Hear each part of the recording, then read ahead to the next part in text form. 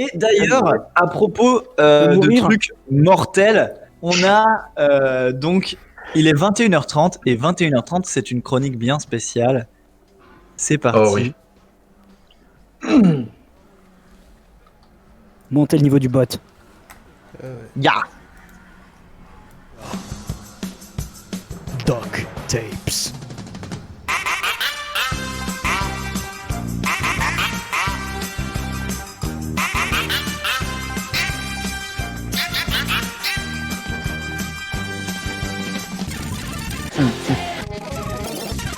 Et justement, depuis quelques semaines, un couple de canards mandarins.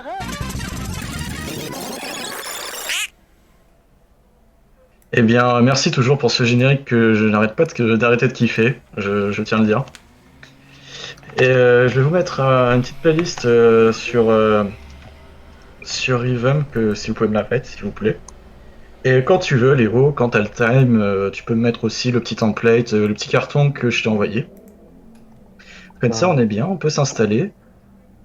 Eh bien, bienvenue dans DuckTapes, toujours parti pour un même objectif, qui est de vous en apprendre plus sur les origines de notre univers.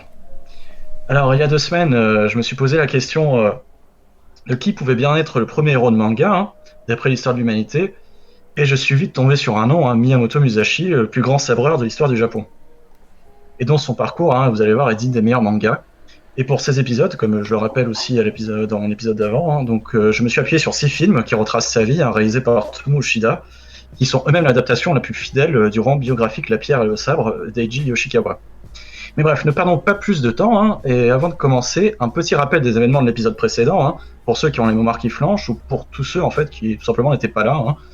Donc précédemment dans DuckTapes, qu'est-ce qu'on a vu ? Eh bien, Takezo et Matahashi sont 2 fantassins qui ont perdu la guerre à la bataille de Sekigahara contre Tokugawa. Ils sont recueillis par 2 femmes, Oko et sa fille adoptive Akemi. Oko tombe amoureuse de Matahashi, le meilleur pote de Takezo, mais le problème est que celui-ci est pourtant promis à une femme de son village natal, à Miyamoto, sa future fiancée Otsu. Mais la maison d'Oko se fait attaquer et elle part avec sa fille et Matahashi dans une autre région japonaise. Takezo rentre alors seul au village de Miyamoto, mais franchit la frontière illégalement et est recherché par les autorités pour être exécuté.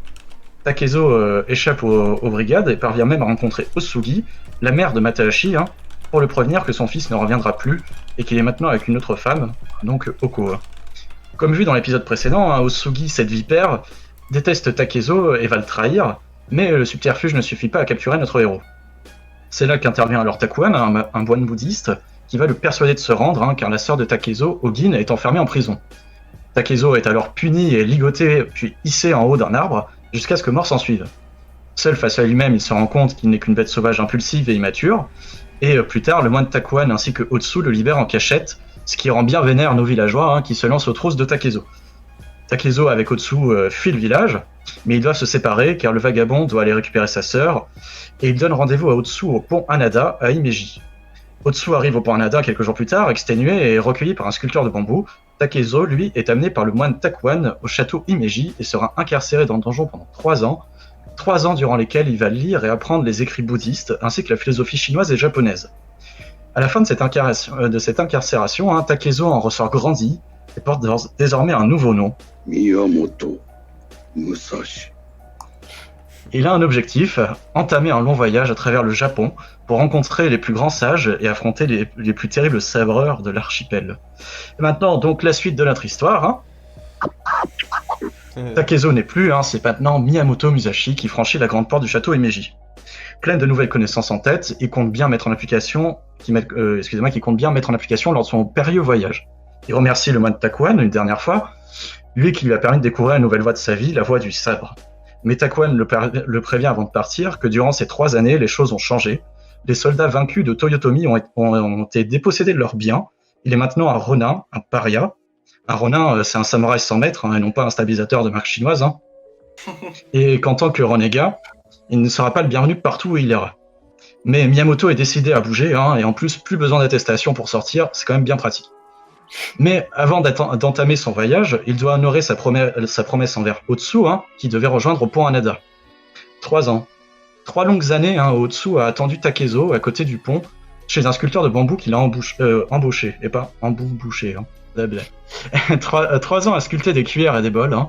Mais bon, elle n'avait nulle part où aller et elle rêvait secrètement de refaire sa vie avec Takezo. Donc vous imaginez un peu son émotion hein, quand elle le voit enfin sur le pont Hanada à l'attendre. Elle rejoint Miyamoto Musashi, hein, lui annonce qu'elle est heureuse de le revoir et qu'elle est maintenant prête à partir avec lui. Autant dire que ça semble clair que Otsu est amoureuse de Takezo, hein, mais lui, ferme envers sa nouvelle philosophie, lui annonce qu'il a choisi la voie du sabre, la voie de la souffrance, et qu'il ne peut l'emmener avec lui. Elle lui assure pourtant hein, qu'elle ne sera pas un fardeau pour lui, puis il demande de l'attendre ici quelques instants, hein, le temps de récupérer ses affaires et d'annoncer son départ, elle qui serait, je cite, hein, très fâchée s'il partait à ce moment-là. Bien sûr, vous l'avez compris, hein, Miyamoto ne va pas l'attendre, hein. Son choix est déjà fait, il préfère les sabres longs, froids et métalliques à la douceur d'Otsu.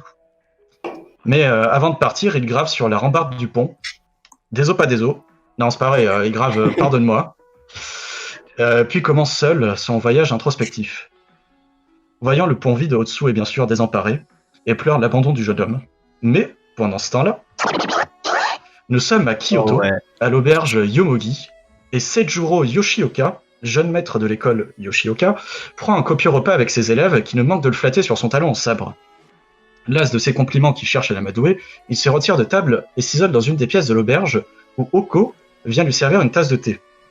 Mais le jeune maître veut se divertir et requiert la présence d'Akemi, hein, une des jeunes serveuses de l'établissement dont il s'est entiché.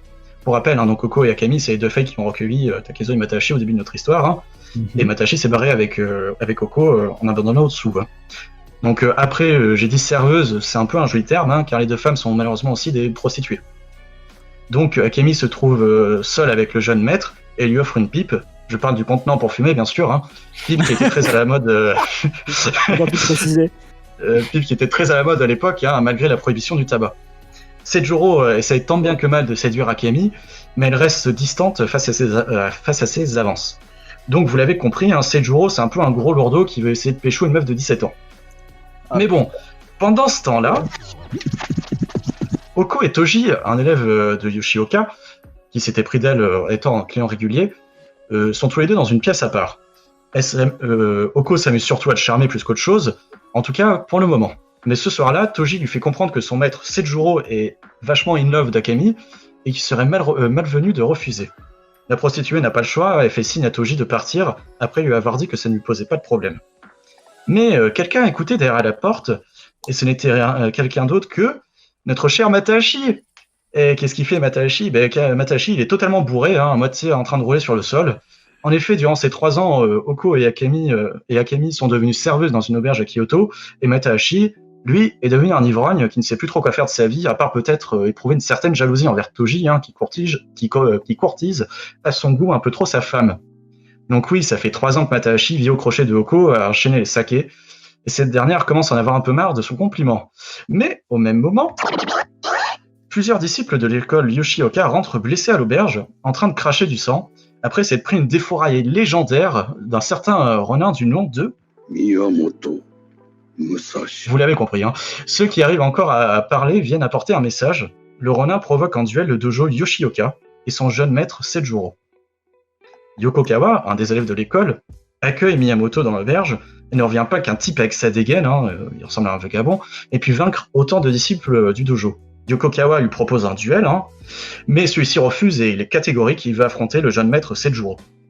Bon, là, l'école Yoshioka se heurte un peu à un problème, hein, ils convoquent leur maître et font un état des lieux de la situation. Car ce qui se passe est qu'un type sorti nulle part a réussi à mater avec facilité plusieurs de leurs membres et qu'il faudrait mieux se méfier d'un tel homme. Un des disciples, Toji, propose alors à Seijuro de lui tendre un piège, car après tout, selon lui, Miyamoto n'est pas digne d'avoir un duel avec son maître.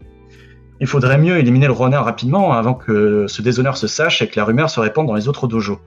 Ils mettent leur plan à exécution et encerclent la pièce où Miyamoto attend son duel. Ils déboulent tous d'un coup à l'intérieur, un sabre en l'air avec leur plus furieux cri de guerre, mais il est trop tard, hein, Miyamoto Musashi n'est plus là, il s'est enfui sentant la menace arriver. Mais ce n'est que le début des ennuis hein, pour notre héros.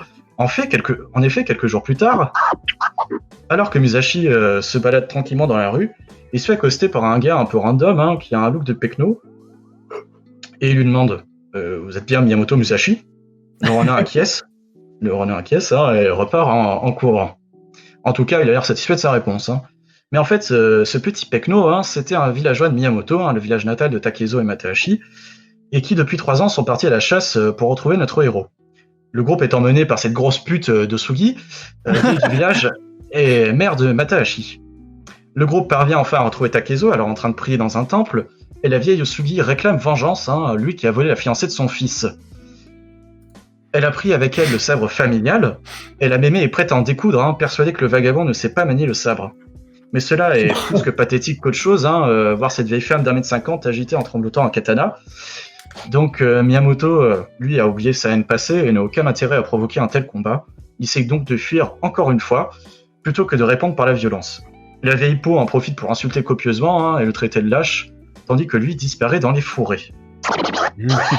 On retrouve quelques jours plus tard Miyamoto dans une auberge miteuse de Kyoto. Le ronin n'ayant pas le moindre sou pour se payer mieux. Hein. Le tenancier est un vieil homme gentil et discret qui a recueilli un jeune garçon du nom de Jotaro.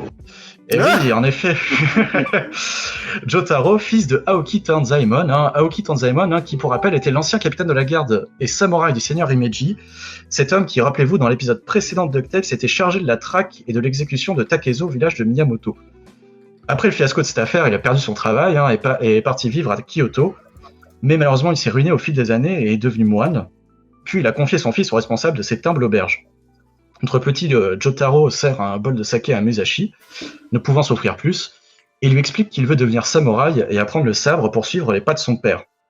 Il supplie le ronin, hein, de le prendre comme disciple. Miyamoto accepte, hein, et se sentant en partie coupable du sort du garçon. Le lendemain, ils prennent la route tous les deux pour la première fois, mais avant de partir, Jotaro remet une lettre à Miyamoto et lui explique que c'est un ivrogne, hein, qui a insisté pour lui donner, posant des questions sur le Ronin, apparemment, selon Mathéo, merci, qui est au sujet de nombreuses rumeurs à Kyoto. Hein. C'était Masahashi, hein, qui avait compris que derrière Miyamoto Musashi se trouvait Takezo. Une lettre assez sympathique, hein, dont le contenu pourrait se résumer à « salut vieux frère, maintenant que je passe mes journées à picoler, je fais pas grand-chose d'autre. Hein. Par contre, toi c'est cool, t'as l'air d'être devenu un grand samouraï. Hein. Par contre, je te préviens, t'as les mises élèves de Yoshioka à ton cul, hein, donc tu devrais faire gaffe. Bisous. » Ok. Bisous, Masahashi. Donc face à cette missive poignante, on peut le dire, Takezo a envie de revoir son camarade d'antan et confie à Jotaro sa première mission. Et donc comment ça va se passer ? Jotaro. Il lui confie, Musashi, il lui confie un message et une lettre. Message qu'il doit remettre à Masahashi et lettre qu'il doit remettre au dojo Yoshioka. Le message à destination de Masahashi lui propose un rendez-vous l'an prochain, hein, entre le 1er et le 7 janvier, où il attendra chaque matin au pont Gojo à Kyoto sa venue. Quoi ?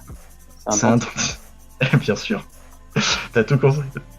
C'est le Dentist Origins. Et donc après, donc ça c'est pour la partie message. Hein. Et la lettre, elle, est à destination de l'école Yoshioka, annonçant quant à elle son départ, hein, et qu'il ne reviendra pas avant 1 an, et que cette fois-ci il compte bien retourner en 4 le jeune maître Sejuro aux prémices du printemps. Mais vous allez me demander alors qu'est-ce que va faire Miyamoto Musashi pendant 1 an, hein. Eh bien il part à Nara, hein, direction le temple Ozuin, pour affronter son premier défi. Mais avant d'aller au temple, Jotaro réussit avec succès à donner la lettre au dojo Yoshioka, puis accourt à l'auberge du Mogi afin de délivrer le message à Masahashi.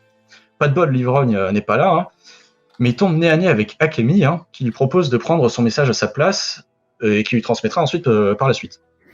L'enfant annonce le rendez-vous au pont Gojo, hein, sous ordre direct de son maître, Miyamoto Musashi. Musashi.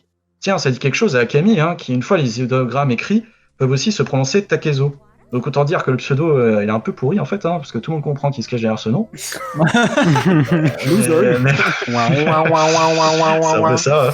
Mais ce qui est important maintenant, c'est que Akemi, en fait, elle est au courant que Takezo va attendre l'année prochaine au pont Gojo. Et elle, qui pour rappel est courtisée avec la subtilité d'un buffle par Sejuro, hein, et donc changer d'air d'ici là ne lui ferait pas de mal. En parlant de Takezo, hein, évite de mourir, Mathéo. Et donc en parlant de Takezo, celui-ci est arrivé au temple Ozuin, hein, où sont ici formés les célèbres moines guerriers d'Ozuin. Alors les moines guerriers d'Ozuin, hein, faut les imaginer comme des moines super badass qui pratiquent la lance à la perfection en étant les meilleurs lanciers du pays et qui peuvent tuer d'un seul coup de lance un sabreur un peu trop téméraire. Hein. Donc si tu veux recevoir toi aussi les enseignements des moines, ils ne font pas rentrer tes infos bancaires, hein, mais affronter en 1v1 l'Ozuin, le maître du temple, et si tu ressors victorieux, tu auras alors une chance d'être éduqué. D'ailleurs, comment un tu moine fais pour gagner, quoi? Enfin, du coup... Ah bah tu vas voir, c'est la suite de l'histoire. Ok. D'ailleurs, un moine à l'entrée le prévient hein, de ce qu'il attend, il lui dit la nature vous a donné 4 membres, vous êtes sûr de vouloir devenir manchot ou unijambiste? Avertissement fait, hein, Miyamoto rentre avec détermination dans le temple et signe le registre du dojo, hein, déclinant toute responsabilité s'il est mutilé ou blessé mortellement par l'Ozuin. C'était un peu l'assurance vie de l'époque. Hein. Il pénètre dans la salle des duels, où se déroule déjà un combat entre le lancier et un voyageur qui se fait sérieusement rétamer par le moine, qui est à moitié mourant. Hein. Devant cette démonstration de force, personne n'ose se présenter comme adversaire face à lui, hein, sauf bien sûr notre héros, hein, plus intrépide que jamais. Miyamoto est pas serein tout de même, hein, mais attrape un bokken, hein, donc un sabre en bois, et fait face au moine lancier. Il se concentre intensément. C'est d'abord un duel de regard entre Miyamoto et le moine. Puis d'un coup, il s'élance vers Musashi, hein, qui esquive habilement et répond d'un coup bref mais puissant, qui met instant KO le lancier. Il repose calmement le bokken, puis repart en silence. Sur son chemin, il est arrêté par un moine hein, qui lui annonce que l'abbé supérieur Nikan, si vous voulez le big boss du temple, veut le recevoir. Miyamoto est conduit jusqu'à lui, hein, et le vieil homme l'invite à s'asseoir et à prendre une tasse de thé. Le Ronin lui explique qu'il parcourt le pays pour apprendre auprès des plus grands maîtres, mais l'abbé supérieur lui rétorque qu'il est trop fort hein, et qu'il doit apprendre à modérer et à maîtriser sa force, car il lui révèle que le moine lancier qu'il a affronté tout à l'heure est mort sur le coup. Tu es trop agressif, annonce l'abbé. Miyamoto repart du temple, hein, il se sent défait car il a certes gagné sur le plan physique, mais il reste un long chemin avant la maîtrise de soi-même. Mais avant de partir de Nara, hein, Miyamoto doit attendre Jotaro pour qu'il puisse se retrouver et faire le chemin. Et vous allez voir, il y aura d'autres références à Jojo plus tard. Et faire le chemin retour ensemble vers Kyoto, hein, Jotaro et Miyamoto. Le samouraï est accueilli avec une grande hospitalité dans une auberge aux abords de la ville, hein, et la tenancière lui offre même le toit et le repas, hein, pratique pour un voyageur sans le sou comme lui. Mais la propriétaire a ses raisons de cette gratuité. Hein. En effet, la ville de Nara est en proie à plusieurs groupes de Ronin vétérans de la guerre, de la bataille de Sekigahara, qui maintenant pillent, tuent, violent et tourmentent la population locale. Miyamoto peut rester gratis s'il lui promet en retour de devenir son garde du corps, le temps de son séjour. Le samouraï, bien sûr, accepte, hein, puis demande à la tenancière s'il est possible d'afficher à l'entrée de l'auberge son nom pour que son disciple puisse le retrouver. Mais le truc est que maintenant, il y a marqué en gros sur la porte de l'auberge « Ici, loge Miyamoto Musashi ». Niveau discrétion, c'est pas ce qui se fait de mieux. Le temps passe un peu, hein, et alors que Miyamoto médite dans une des pièces de l'auberge, des Ronins débarquent dans la place, hein, sûrement grâce à une porte dérobée du scénario. Stop. Après avoir lu le nom sur l'affiche à l'entrée. Il vante les exploits et la force du samouraï, hein, ayant eu vent, de sa victoire à Ozuin. Les compliments d'entrée passés, hein, il lui propose de participer à un tournoi d'escrime qui se déroule non loin de là, dans lequel on peut parier durant les combats. Le but est bien sûr d'avoir Miyamoto dans leur équipe hein, pour remporter tous les matchs et pour la même occasion tous les paris, hein, et se faire un max de tunas. Après tout, un petit PQ ne serait pas de trop en ces temps compliqués pour Musashi. Mais fidèle à son code d'honneur, hein, le samouraï refuse, ce qui ne manque pas d'énerver les Ronin, qui promettent de se venger de son insolence, mais ne sont pas assez fous bien sûr pour affronter Miyamoto maintenant. Mais quelques jours plus tard, Jotaro, hein, ou plutôt Jotaro, retrouve enfin son maître à l'auberge de Nara. Hein. Le disciple amène avec lui la réponse du dojo Yoshioka, hein, qui accepte une nouvelle rencontre avec le Ronin. Mais à ce moment-là, la sœur de la propriétaire débarque dans l'auberge, court dans la cour et prévient Miyamoto d'un grand danger. Et c'est la petite bouteille d'eau. Ah, le danger de la bouteille d'eau. Buvez-en, hein, dans 20-30 ans, il n'y en aura plus. Hein. Mm-hmm. Et donc, il lui prévient d'un danger, hein, c'est le Ozuin. Le Ozuin a appris le départ du samouraï, aujourd'hui de Nara, et l'abbé supérieur Inshun, accompagné d'une vingtaine de moines lanciers, se sont mis en route pour l'intercepter du côté de Anyazaka. Mais ils ne sont pas la seule menace, hein, car en plus de cela, des groupes de Ronin l'attendent à l'entrée de la ville pour l'attraper et le remettre au Ozuin. Autant dire que c'est un peu la merde hein, pour Miyamoto Musashi, mais la vraie question est qu'est-ce qu'il a pu faire hein, pour enfoncer les moines en fait hein. La sœur de la tenancière continue en lui expliquant qu'on raconte qu'il a engagé des personnes pour afficher des affiches injurieuses partout en ville qui se moquent du Uzuin. Puis la sœur lui donne une de ces fameuses affiches sur laquelle est écrit « Seul Link peut vaincre Ganon et seul Miyamoto Musashi peut vaincre Uzuin ». Désolé, j'ai pas pu m'en empêcher. Alors, en réalité, il est écrit au lieu d'agiter vainement des lances, retournez à la lecture de vos sutras. Oui, ça clash sévère, assez pour réchauffer effectivement le crâne rasé des moines. Bien sûr, vous l'avez deviné, le samouraï n'est pas l'auteur de ces affiches, mais les Ronin qui se sont amusés à colporter cette nouvelle en ville. Mais Miyamoto Musashi n'a pas le choix. Il doit se rendre à Anyazaka pour au mieux expliquer la situation, au pire affronter cette armée de moines lanciers. Première grande bataille en perspective pour notre sabreur préféré. Miyamoto s'avance dans la plaine de Anyazaka, qui abritait autrefois un temple bouddhiste, maintenant en ruine. Le paysage est vallonné et les herbes par endroits sont très hautes. Mais bon, je vois pas en quoi cela faciliterait une embuscade en cachant plusieurs hommes à l'orée des fourrés. Le samouraï aperçoit alors de la fumée au loin. Vous l'avez dit, la petite fumée au loin, signal pour tout ce beau monde de sortir de leur cachette. Ainsi débarquent d'un coup de derrière la vallée une trentaine de Ronin, ainsi qu'une vingtaine de moines lanciers, et qui, comme dirait Michel Audiard, ils sont pas là pour beurrer des sandwichs. Donc, Miyamoto est pris au piège, il essaie d'expliquer au supérieur Inchun que ces affiches ne sont pas son œuvre, mais le moine n'a pas l'air d'humeur à faire des pourparlers. Notre héros les provoque alors en duel, sage décision, et un premier Ronin court vers lui, puis qu'il élimine d'un seul coup de sabre. Changement de stratégie, c'est maintenant l'entièreté des renégats qui s'élancent sur lui. Musashi utilise sa vitesse et son habileté pour gérer le groupe comme il peut, et supprime en quelques minutes une dizaine de Ronin. L'herbe verte de la plaine tourne alors à la couleur pourpre. Pendant ce temps-là, les moines chient de leur côté, observant la fougue du samouraï. Le groupe de Ronin les supplie de les aider, stipulant qu'ils avaient un contrat, ce qui provoque l'hilarité du supérieur qui affirme qu'il n'a jamais rien signé. Puis il ordonne à ses moines de tuer tous les Ronin jusqu'au dernier, qu'ils ne vont pas faire le long feu face aux lances expertes des bonzes. Le combat est terminé, les Ronin sont tous à terre, baignant dans leur sang.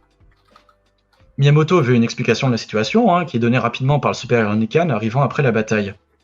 Il avait bien sûr compris le subterfuge des parias, et avait accepté exprès leurs conditions pour leur tendre à piège à Anyazaka. En effet, les Ronin étaient devenus problématiques dans la région, il fallait faire le ménage, et c'est Uzuin qui décida de s'en charger sous les ordres du supérieur Inchun. Le samouraï se sent manipulé, ayant servi d'appât dans toute cette histoire, mais continue son chemin sur la voie du sabre, ayant appris que jamais il n'usera de tels subterfuges pour vaincre. Il entame avec Jotaro son trajet retour vers Kyoto pour répondre enfin à la demande du duel de Yoshioka. Mais je crois qu'on a oublié un personnage. En effet, on retrouve notre alcoolo préféré, Matahashi, qui, après s'être fait chasser par Oko, se retrouve en train de pousser des blocs de pierre sur les travaux du château Fujimi, tout ça payé pour une bouchée de pain. Après une dure matinée, c'est la pause déj, Matahashi se pose et rêve de mieux. Lui aussi peut avoir de l'ambition comme Takezo.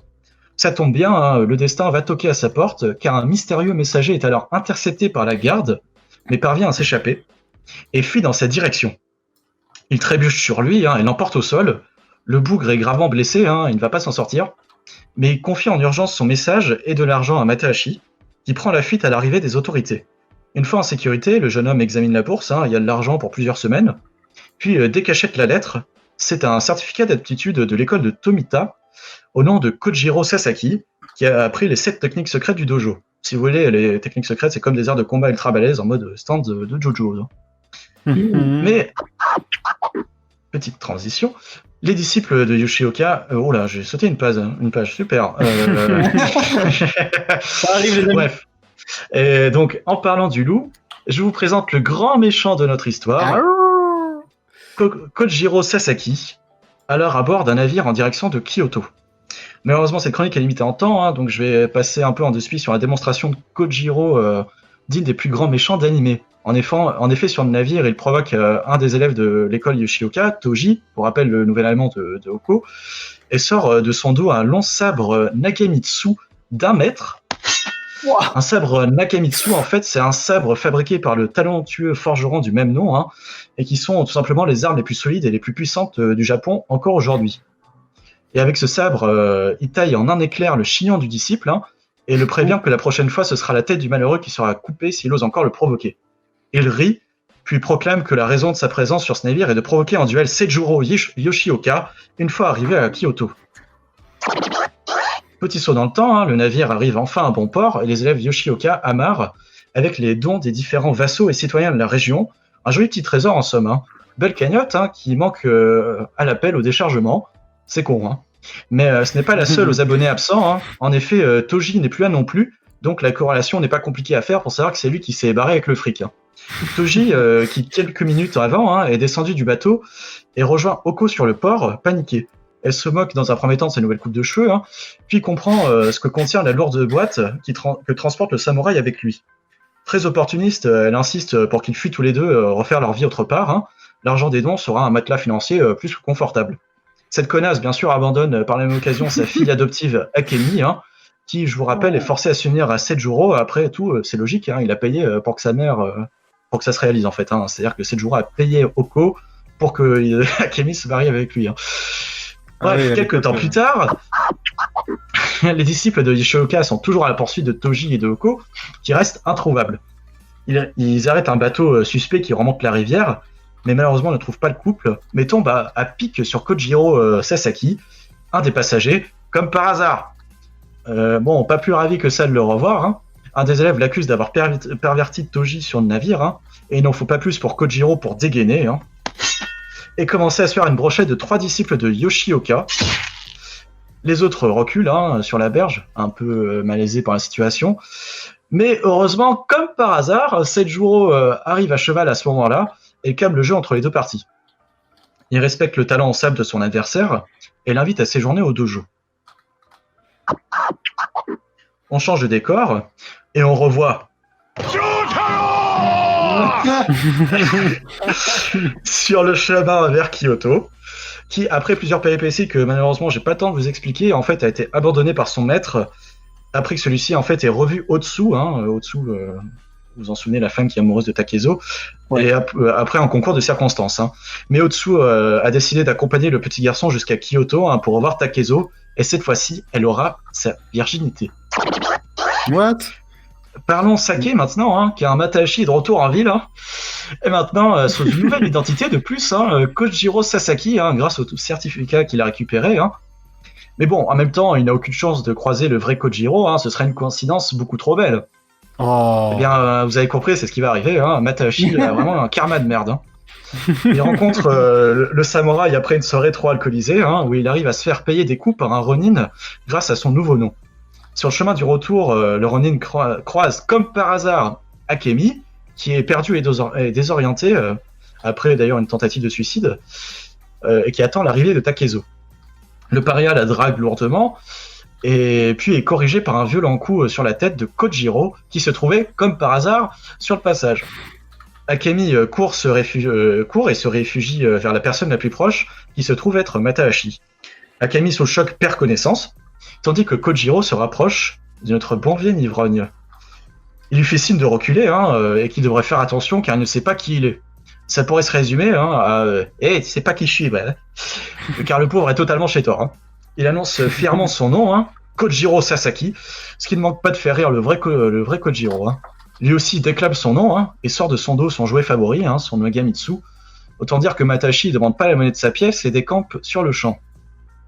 Cela aura au moins bien diverti notre Kojiro, qui range son arme et décide de faire de sa maîtresse Akemi, qui est alors inconsciente sur le sol. On retrouve Seijuro au dojo Yoshioka, pour rappel le jeune maître, qui annonce alors à ses disciples la date et le lieu du duel avec Miyamoto Musashi. Ce sera à la plaine Red Daiji, le 9 janvier à l'heure du lièvre. L'heure du lièvre, donc c'était dans les heures traditionnelles japonaises entre 5h et 7h du mat'. L'annonce sera affichée en grand sur le pont Gojo. Le jeune maître le montre pas, mais il est fébrile et perplexe quant à l'issue du combat. Lui qui n'a jamais réussi à égaler l'excellence de son père, fondateur du dojo, créateur du kendo kiyohashi et instructeur de la cour du shogun. Il a un certain pédigré. S'il perd, c'est la fin de l'école Yoshioka et l'héritage de son paternel. Mais bon, maintenant, il est plutôt temps de retrouver notre héros. Musashi est alors en périphérie de Tokyo, juste à côté du pont Gojo, et se réchauffe près d'un feu de camp. Mais c'est alors que, comme par hasard, Osugi sort de derrière les fagots, hein, mais si ça peut s'expliquer par le fait qu'elle résidait en périphérie de Kyoto en attendant Takezo. Mais bon, faut quand même pas déconner. Hein. Bref, elle agite encore son sabre dans tous les sens et désigne le vagabond comme l'origine de tous ces mots. Encore une fois, il essaye de faire changer d'avis la vieille, hein, mais en vain. Elle donne un premier coup que Takezo esquive avec une facilité déconcertante. Oh, et puis vous savez quoi, en fait, Osugi commence sérieusement à me saouler, hein, comme Musashi d'ailleurs, hein, qui lui donne un bon coup dans le ventre et qui la met instant KO. Hein. Assommé, il la pose dans une barque abandonnée en dessous du pont Gojo. Bref, la nuit porte conseil, hein, car demain c'est le grand jour pour Miyamoto, c'est le nouvel an, et il va attendre chaque matin Matahashi sur le pont.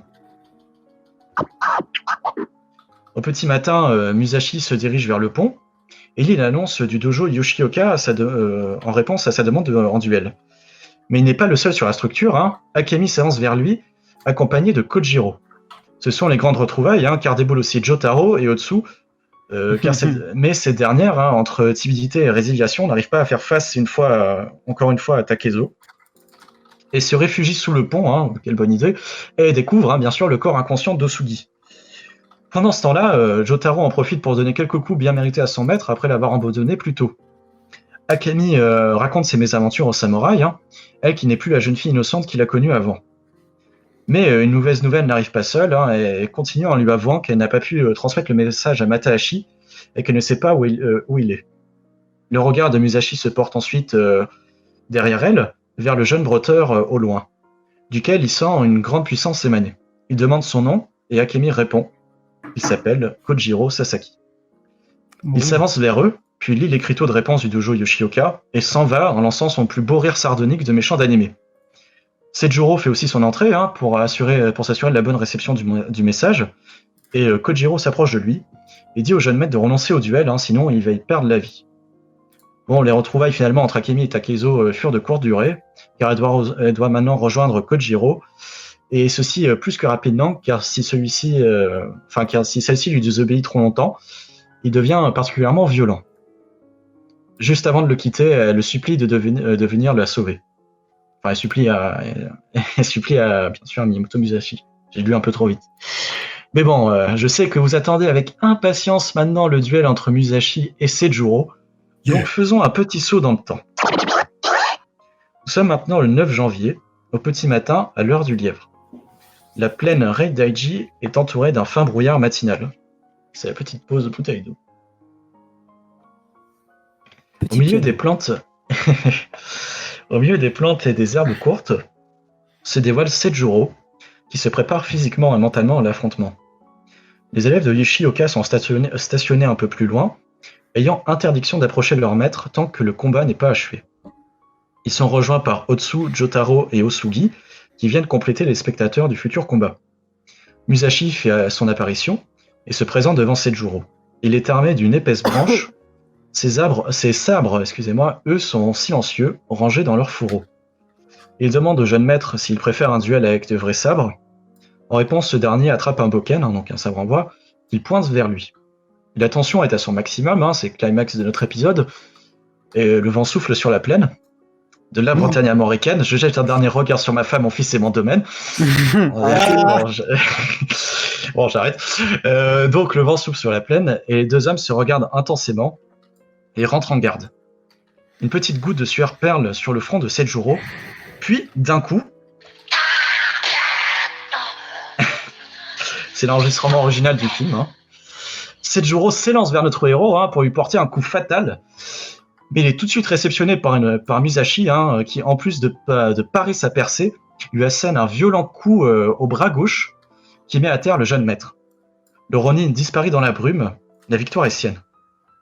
Les disciples Yoshioka accourent auprès de leur maître, hein, gravement blessé, son bras est brisé, et il a une grave lésion qui a provoqué une hémorragie interne. Kojiro, qui lui aussi a observé le spectacle au loin avec Akemi, s'amuse de la situation et vient constater l'état critique de Sejuro. Il indique aux élèves qu'il faut faire vite s'ils ne veulent pas que l'hémorragie monte au cerveau.